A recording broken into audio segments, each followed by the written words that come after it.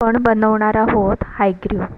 तर हायग्रीव म्हणजे ना, ज्यावेळेला आपल्याला पुरणपोळी करायचं शक्य होत नाही त्यावेळेला पूर्वी हा केला जायचा. ह्याच्यासाठी हरभऱ्याची डाळ जी आहे ती अर्धा तास पाण्यात भिजवत ठेवली आणि त्याच्यानंतर एका कुकरच्या भांड्यामध्ये मी काढून घेतली. त्यामध्ये थोडीशी हळद घालून घ्यायची, म्हणजे जे पुरण आपण तयार करणार आहे त्याला रंग छान येतो. आणि अगदी 1 चमचाभर तेल याच्यामध्ये मी घालून घेतलेलं आहे. तेल घातलं ना तर डाळ अगदी एकूण एक डाळ शिजली जाते. आणि थोडंसं गरम पाणी याच्यामध्ये घालून घेतलेलं आहे. गरम पाणी घालून जर आपण ही डाळ शिजवली ना तर खूप छान चव पण येते आणि लवकर शिजली पण जाते. आता ही डाळ अशी शिजल्यानंतर याच्यामध्ये आपण 1 वाटी डाळ घेतलेली, तर त्याच्यासाठी मी अर्धी वाटी गूळ घेतलेला आहे. तुमच्या आवडीनुसार किंवा तुम्हाला कितपत गोड लागतं त्या पद्धतीनं तुम्ही याच्यामध्ये गूळ ॲड करू शकता. 1 वाटीला 1 वाटी जरी तुम्ही गूळ घातला तरीसुद्धा चालेल. हा जो हायग्रीव आहे ना, हा कर्नाटकामध्ये केला जातो. ज्यांना पुरणपोळी करायचं शक्य होत नाही ना, ते लोक असं करतात, याचे कडबू जरी केले तरीसुद्धा चालू शकतात.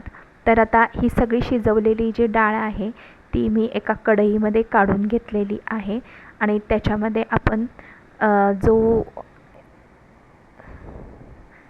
पूर्ण डाळ मी काढून घेतलेली आहे ह्याच्यामध्ये आणि ही अशी घोटून घ्यायची.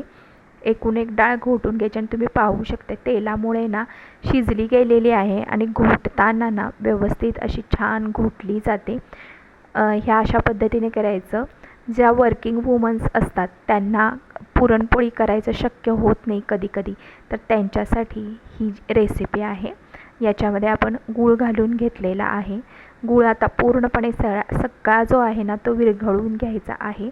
विरघळत असताना पहिल्यांदा ना हे सगळं जे मिश्रण आहे ते पातळ होतं, पण सतत असं ढवळत राहायचं आणि कडेचं जे आहे ना ते सगळं जी डाळ आपली शिजलेली जी लागलेली आहे ना ती अशी खरडून घ्यायचं, म्हणजे व्यवस्थित छान ते आटून येतं आणि व्यवस्थित मिक्स पण होतं. हे पाहू शकता. अगदी 3 मिनटं मी इथं हे छान असं आटवून घेतलेलं आहे. आता त्याच्यामध्ये थोडीशी वेलदोड्याची पूड घालायची.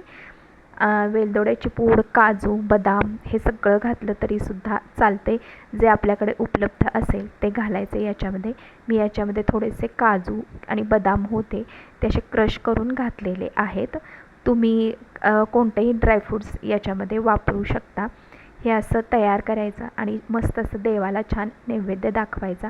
तुम्हाला जर ही रेसिपी आवडली असेल तर चॅनलला लाईक करा, शेअर करा आणि सबस्क्राईब करायला विसरू नका.